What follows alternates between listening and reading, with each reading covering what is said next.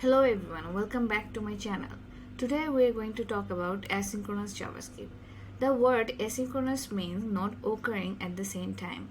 But in JavaScript, the code gets executed line by line as it has a single thread. So JavaScript is synchronous by nature. So how do we make JavaScript act asynchronously?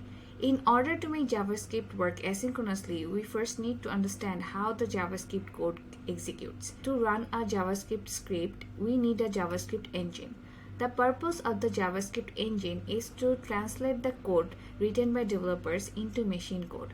The computer reads this machine code and performs the specified task. So, when the JavaScript engine starts executing the code, it creates execution context. Each execution context has two phases. The first one is creation phase and the second one is execution phase. In the creation phase, JavaScript creates a global execution context.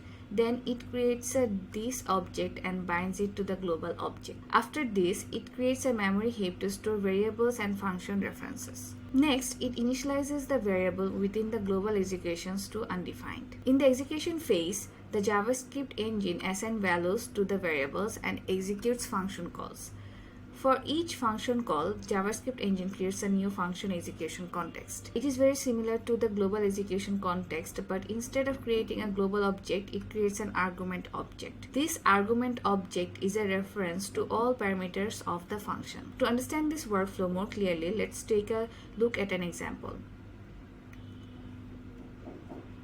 So this is a simple JavaScript code where we have three variables and one function. When we run this script, the JavaScript engine first goes into the creation phase and creates a global execution context. Then it creates a global object. As we are using the vanilla JavaScript, this global object is a window which we get from the web browser. Then it creates this object and binds it to the window object. Next, it creates a memory heap in the global execution context. There, in the memory heap, it stores the variable a, b, and declaration of add function. After that, it initializes the variable a, add function, and b variable to undefined. After this, the engine goes into the execution phase. In the execution phase, it first assigns values to the variables and executes function call. For executing and keeping track of the function calls, the JavaScript engine maintains a call stack and there is only one call stack available. If you are curious about what is a call stack and how it works, I have a great video on this in my channel. So first, the JavaScript engine places main from the global execution context on the call stack. Next, for the main function, the engine enters into the creation phase. After completing the creation phase, it then moves to the execution phase. Next, the JavaScript engine executes the call to the add function and it creates a function execution context with an argument object. This argument object gives the reference of all parameters passed into the function.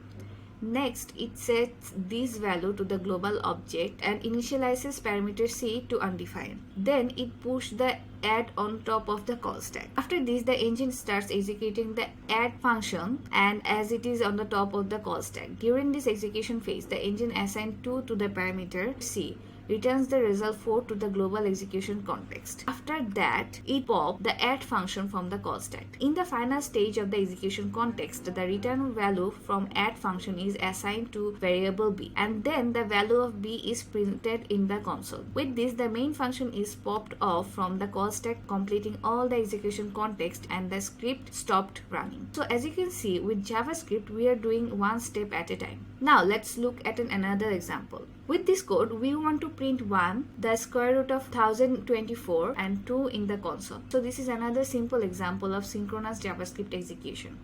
However, there is a catch. Here we are calculating the square root of a number. Now, the bigger the number, the more time it will take to execute. So other operations will be on hold till then. And this situation is called blocking. And it is one of the major drawbacks of synchronous JavaScript.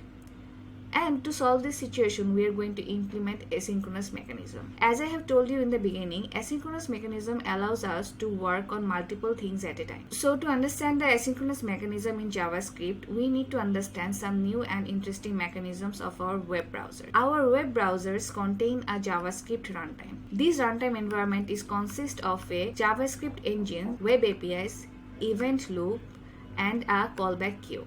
We are already familiar with the JavaScript engine. Now let's get to know the other three.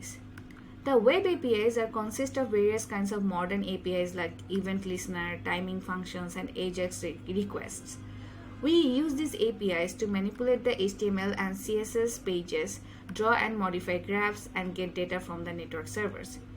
The callback queue stores the callback functions from the web APIs. The queue stores the function in first in, first out order. The event loop continuously monitors the state of the call stack and callback queue. When the call stack gets empty, it takes a callback function from the callback queue and put it onto the call stack. So if you notice, JavaScript is still executing synchronously. But because of using the web APIs, callback queue, and event loop all together, it makes us think that JavaScript is executing asynchronously. Now let's take a look at an example to understand this whole flow. In this example, I have modified our previous code. This time in the code, I have introduced a new method named setTimeout. The setTimeout is a timing function provided by the web APIs. This method sets a timer which executes a function or specified a piece of code once the timer expires. So our code first prints 1 to the console. Then it moves to the setTimeout method. Here we have specified the square root code and a delay of 3000 milliseconds. That means this block of code will get executed after 3 seconds. So this method is moved from the call stack to the callback queue via web APIs. And in the callback queue, the method processing keep on running. Then it moves to the third line and prints 2 to the console. Now as our call stack is empty, the event loop looks into the callback queue and takes the setTimeout method to the call stack. By this time, if 3 seconds is up, it prints the square root of the given number in the console. So this is how asynchronous JavaScript works while not creating any blocking. I hope by now you have a good understanding what is asynchronous JavaScript is and how it works. And if you do, please give this video a like and subscribe to my channel. Thank you so much for watching till the end. Hope to see you in the next video. Till then, take care.